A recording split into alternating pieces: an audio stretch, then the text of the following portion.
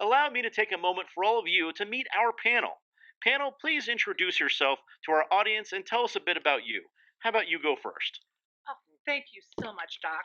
Doc, if I may call you that. Absolutely. I am Miss Emily Griffith. I run the Opportunities School, and my class in radio repair is always listening to your show and your station.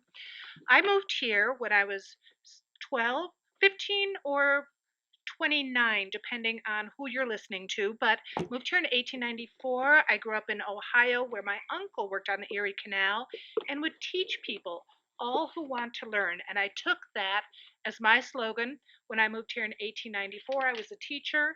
I'd been a teacher in a Nebraska sod house, and I started the Opportunity School in 1916 because adults need the opportunity to learn too. In fact, one of my students made this lovely dress. I believe it's called a flapper dress, and this shawl, and they learn all kinds of things. We make soup every day. Please come and sample the things we do. A wonderful job your students did, Miss Griffith. Sir, please introduce yourself to our audience. Well, I'm Edwin C Johnson, but you can just call me Big Ed. I live in Craig, Colorado, where I manage a farmers cooperative mill, and I'm in my first year as a Democratic state representative representing the wonderful people of Moffat and Routt counties. Representative Johnson, it's a pleasure to have you here. Miss, why don't you introduce yourself to our fine audience? Why, thank you, and thank you for having me, Doc Reynolds.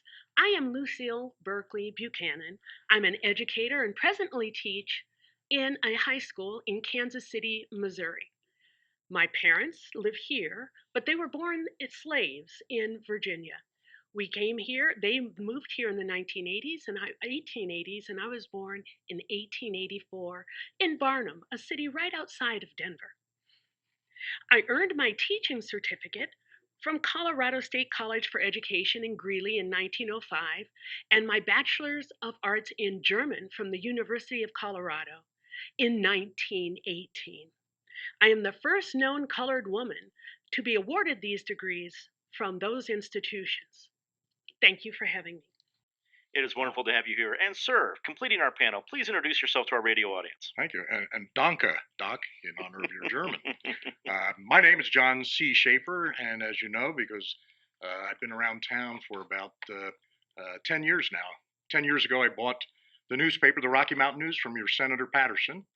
Been owning it ever since. I like it out here. In fact, I bought a big ranch down in Jefferson County and named it after my sons, Ken and Carol. And it's called the Ken Carroll Ranch. And I aim to stay out here for the long term. I own papers in Chicago and in Indiana, and it's just a pleasure to be out here in the beautiful weather that this state is known for. And Miss Griffith, I appreciate your flapper dress. I checked it out before, just so your audience knows. I didn't see any flaps on it.